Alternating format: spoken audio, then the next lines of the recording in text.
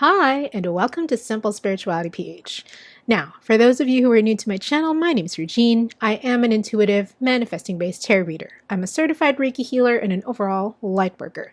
Now, before we dive into today's video, which is a vlog video, I would like to invite everyone who would like to receive notifications of my new videos to please hit the subscribe button over there, I think, where my broom is. If you like this video later on, please give it a thumbs up. If you have any comments, suggestions, you want to say hey, please do comment them down below. And if you would like your very own tarot reading or Reiki healing session with me, here are the details.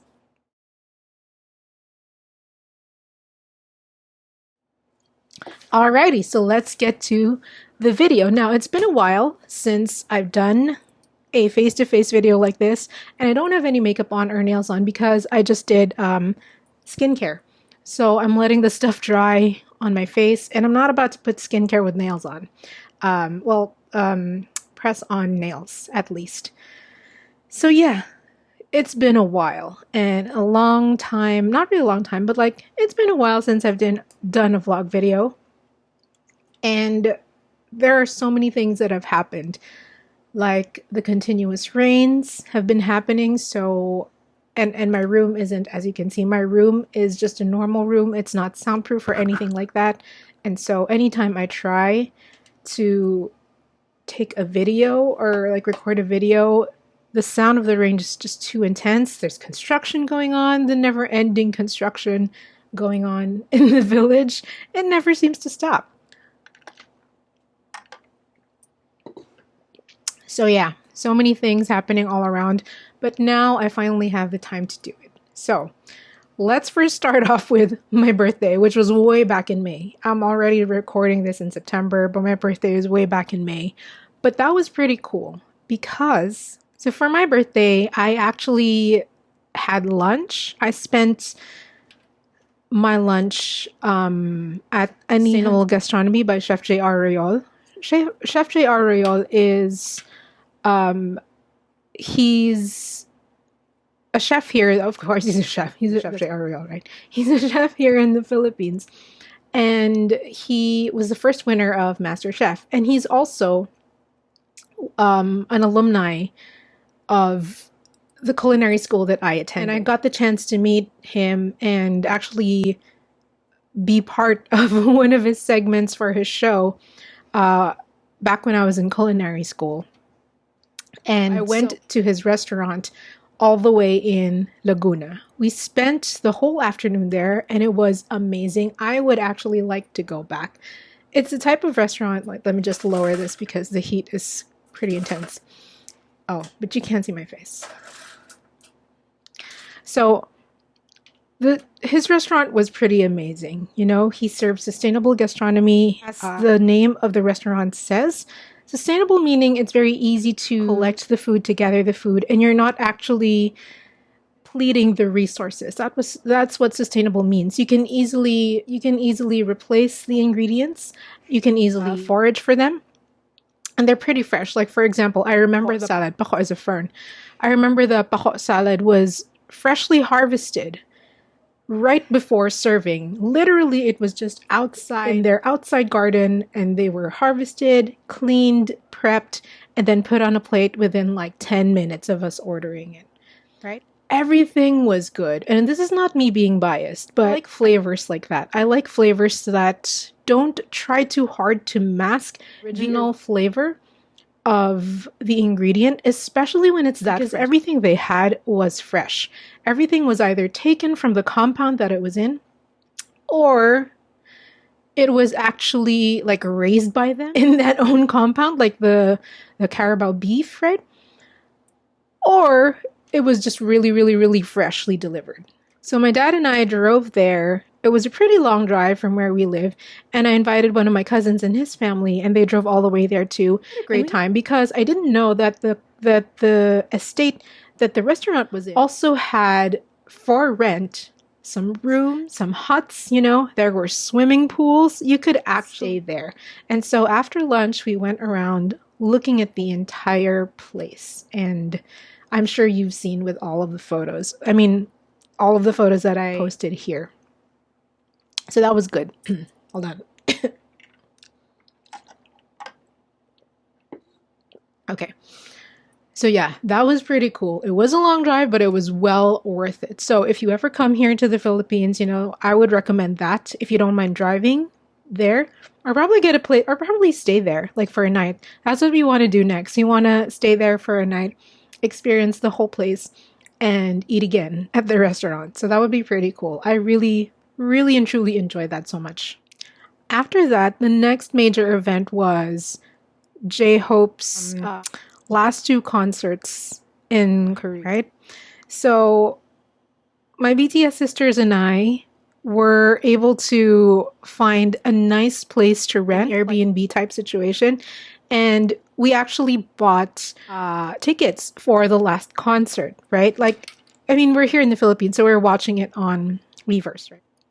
And so we rented the place, and everyone, we were so excited. Like, we bought matching, you'll see, we bought matching pajamas for it. We had our light sticks, and I was in charge of cooking. Their sisters were in charge of like installing the app, and then my other sisters were in charge of like all stuff. We all had our own roles. Unfortunately, one of my BTS sisters were not able to go there because she was post-op, so she had an operation. And shout out to you, Micah. And she needed to heal, so she couldn't really move at the time. So yeah, but she was there in spirit, right? So it was so much fun. I personally would suggest that also, that kind of experience, to all of you other K-pop fans or other, it doesn't have to be K-pop. All of the concert goers online, and you have friends, like you have a little group of friends who also listen to the same artist. I suggest to do that because it's so much fun. We actually slept the whole night there. It wasn't just for hours because the concert was pretty early. It started at around 7, if I'm not mistaken, or 6. I think here in the Philippines, the concert started at around 6 p.m. and it was done by like 8 or 9 or 10. And then afterwards, to kind of quell the sadness because the concert was over, we watched episodes of Run BTS. And when it was finally like around 11 or 12 p.m., we decided to go to sleep. And then the next day, I had work actually, but later in the afternoon. So we ate breakfast there. I bought some dumplings and some dim sum. And the leftover food that I had cooked for them, I brought it out and heated it up. And yeah, we had breakfast and we all went there. We all went home, basically. Fast forward a little later, Ruby Arrow, which you will experience more and more and more of as the months come. So I don't want to give away anything, but Ruby Arrow and I shot an interview, I'm not going to tell you what it is. I'm going to keep you guessing about what the interview is. But Ruby Arrow, you can search her on Instagram. You can search her on YouTube, Ruby Arrow and I shot an interview, and it was pretty cool. It's one of those things where it's just very fulfilling for you to do. I really enjoyed that. And Ruby's such a good friend of mine now. She recently relocated herself from another country to here in the Philippines, and we met for the first time in person after knowing each other for so many years online, because again, we weren't living in the same country, right? So we did that, we shot that, and I'm so excited for that. I'm going to show you a couple of photos, but I'm not going to give anything away because I want you to discover Ruby Arrow on your own. All right? Okay, fast forward to August. We're in August now. So I told you a lot of things happened. I actually went to the Wolfex World Food Expo here in the Philippines for the first time ever. I wanted to go last year, but all the schedules were mismatched for me. I couldn't find some time to go there. And finally, I was able to go. I was so excited. Last year, some of my friends from the hotel that I externed at were participating, and they won a lot of awards. Because here, when Wolfex happens, when the World Food Expo happens, the Philippine Culinary Cup also happens. So it's an entire venue where one part is actually all the concessions, all the food stuff, and all of the kitchen appliances and all that stuff.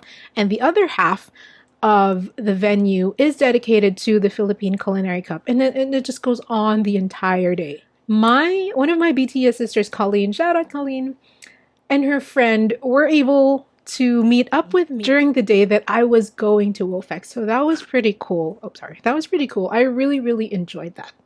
I was like a kid in a candy store. So here I even have my badge still. I got a 4-day pass. Although I was only able to go there for 1 day. I wanted to return the succeeding days, but yo, this is so far from me. The center, the events place that it was happening in is quite far from me. And the rest of the days I had work. So yeah, you can see my name here. And that's me, Casino Cult. That is my food business on my own. Hopefully next year I'll be able to go again. Wait.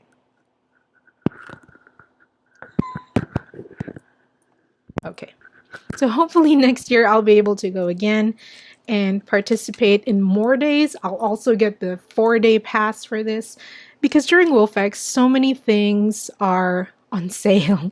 You can go there and just do your entire grocery for the week at like 25% off, 30% off, 50% off, because these are suppliers.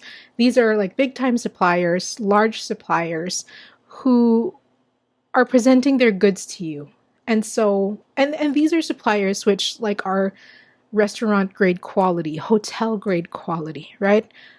All in all, I bought, what did I buy? I bought, sausages. Yeah, I remember I bought sausages.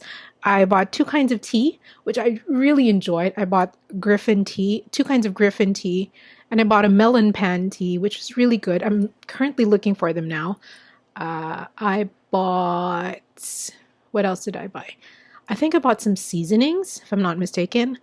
I bought lettuce chips, the pesto lettuce chips, from Gourmet Farms. What else did I buy? I think I bought some coffee. And of course, along the way, there are consistent taste testing items for you to try out. So you can go there without having to eat dinner and be halfway full after the first lane that you go through because of all of the free testers. Next, also in August, I was able to watch Into the Woods with my dad. I am a fan of Broadway's. If you didn't know, here's a little thing about me. If you didn't know, I am actually classically trained, like voice-wise. I used to take voice lessons from when I was second year high school up until I was working. So that's second year high school, third year, fourth year, college, 4 years. And then I was working for 2 more years. So almost 10 years, so 8 years in counting. Was it second year high school? Yeah. So 8 years. So I've been classically trained, and I'm a soprano too. And throughout all of those years, I was also in choirs. I was in the Ateneo College Glee Club. I was in the Miriam College Glee Club. And I've experienced tours and all of that stuff. So in a nutshell, I sing and I love Broadway. And I was also enrolled in the Royal School of Music program when I was in Miriam, when I was in high school, and well up a little bit until college, right? So I took the tests, I took the music theory test, I took the panel test, all of that stuff. Yeah. Fast forward to who I am in college and afterwards, up until now, I have retained that love for Broadway, for music, classical, voice singing. I like watching Broadways. I like watching operas. Even though I've only watched one live, I watched The Magical Flute, which is really great, in New York. Basically there. So I was able to watch Into the Woods, which was so much fun. I am a fan of Lea Salonga and especially Eugene Domingo also. And it was just fun. So my dad and I really enjoyed that, and I really appreciate that Into the Woods came here and presented here. It was such a great evening of laughter and a lot of reflection, because anyone who has ever watched Into the Woods, even the movie, right, will tell you that it's actually a very deep it's a deep story. It's a deep story masquerading as a fun story, because there are elements of fun in it, right? There are a lot of elements of fun in it, but as you go deeper into the woods, you also go deep into the reflection of yourself, which I think is basically the metaphor, right? Because as yourself, again, we'll have some spiritual stuff here. In yourself, you have that inside turmoil. You have those inside woods, so to speak, There are a lot of things that you probably may not have discovered for yourself until you experience something. And that's the thing about us, right? We are experiential beings. And so it's okay for us to change. It's okay for us to change after reflection. It's okay for us to accept change as they come along and as we experience them. One of the things that is really constant in our life as spiritual beings, again, is change. In fact, it is the only constant. Change is the only constant. So I would say if you find yourself in the woods, metaphorically or physically, like literally, don't expect to come out being the same person. Whether it's for the better, hopefully not for the worse, but it will affect you, it will change you, your experience will change you, and that's all right. Accept the change if it's a good change. If it's a bad change, figure out a way to make that change, to transmute that change into something good, something better for yourself, right? But yeah, Into the Woods, perfect, amazing cast. All of them were very highly entertaining, so good at their craft, and I enjoyed it so much. And we're coming down to September. Now, as I'm filming this, it's actually September 12th. I've been really busy at work. We have had a lot of R&D going on. We have had so many events happening that requires us to be there, all of my team to be there. So here's the thing. There's only actually 3 of us, 3 of us in the kitchen team doing all the work, even the dishwashing most of the time. We don't have a dishwasher, actually. And so many things have been happening to my body. It's like my body is really fighting the tiredness and the fatigue that's going on a day-to-day basis. So imagine having to cook like heated stuff and then washing the dishes after with cold water and maybe hot water, like a mix of cold water and hot water. And then having to cook again. And it's a never-ending cycle from like 4 p.m. to like 1 a.m. in the morning. Sometimes 3 p.m. to 1 a.m. in the morning, as will happen today because today's a Friday. So my hours are 3 p.m. to 1 a.m. in the morning.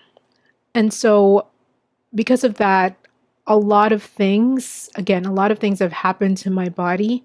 I have felt so much pain. Like I've never felt this kind of pain in my entire life. Even when I was working at the hotel, even when I was externing rather at the hotel, and we were only allowed to sit down and take a break once, 1 hour, like an hour out of the whole 9-10 hours. I haven't felt this tired ever, and this kind of pain ever. I am currently on some medication, maintenance meds, but just for 3 months. We call them maintenance meds, but they won't really be forever, just until some of my numbers go down, which I was really, really sad about, actually. Because last year when I had my blood test, my complete blood test, when I had my annual physical checkup, and you should too. Every person should have that, all right? Regardless of the age, everyone should have an annual physical checkup, please. Okay, so last year, all of my numbers were great. All of the blood tests were amazing. All of the tests were great. Everything was in normal range. And then this year, oh my gosh, I'm sorry. This year, it wreaked havoc. A lot of things were high. Like the triglycerides were high, the LDL was high, my uric acid is high. My SGPT was high, and of course I consulted my doctors about this, and hence they put me on some medicines for 3 months to kind of help me lower it down. But I noticed that also it was so difficult for me to lose weight because I still haven't reached my weight goal. If you remember the video that I talked about my weight loss, maybe I'll leave it linked up here. I lost 30 pounds last year, and I've gained 10 of those back, which I think is normal, but I've decided that I wanted to continue to reach my weight goal, right? My body goal, my weight goal, because even medically, my weight right now, even with the 20-pound loss, me maintaining the 20-pound loss, still isn't my ideal goal for my height, my ideal weight for my height, basically, because I'm pretty short. I'm just 5 feet flat. So, yeah, I found that it's so difficult to lose weight with the schedule that I have. So, I need to discover a better way of boosting my metabolism and making my body work for me without sacrificing too much of that energy. And I have to return my eating habits to the healthiest possible lifestyle, I guess. Healthiest possible routine that I can, which is going to be a little bit difficult, I think. Well, I've been trying to these past couple of weeks, and slowly and surely it's starting to go back to the normal way that I used to eat, the healthier way that I used to eat. I actually enjoyed that so much because my skin was clear. Can you see my skin right now? It's like everything just, my body just really freaked out, basically. So I want that better skin back. I want that healthier feeling body back. And I don't want any more body pain. One of the medicines that I actually had, I'm going to tell you what it is. It's fenofibrate. One of the medicines that I had, for the first month, I didn't feel anything. But once the second month came, oh my goodness, I could not move my chest. I could not move my arms. My back was hurting all the time.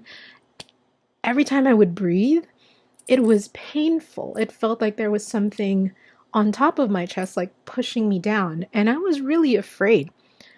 So I had a chest x-ray. I had my doctor write me up for a chest x-ray and my annual ECG, electrocardiogram for my heart, and a 2D echo for my heart, because I also have a heart thing. I have mitral valve prolapse. So I had my doctor do that, and she said, like, everything's normal. And I went on Reddit, of course, like any normal person would do. I went on Reddit and I saw that a lot of people also experienced body pain when taking fenofibrate. And I also consulted my neurologist about it, and she said, yeah, fenofibrate, any statins will usually give you pain in your body. So I actually had to stop that because the pain was totally unbearable. I couldn't lie down without feeling soreness on my back. I couldn't breathe deeply without feeling like something was lying down on my chest, you know? So yeah, I have a lot to fix about my lifestyle, and I have to rethink a couple of things, but send me some good energy that I get through all of this having, I get through all of this having a good experience and getting to the bottom of everything and actually finding the solution for that. And that's it. This was a pretty long video, but this is like a one-all-be-all video for a vlog for the past couple of months. If you like this video, please give it a thumbs up. If you have any comments, suggestions, you want to say hey, please do comment them down below. If you would like to receive notifications of my new videos, please hit the subscribe button over there. And if you would like your very own tarot reading or Reiki healing session with me, here are the details. And that's it.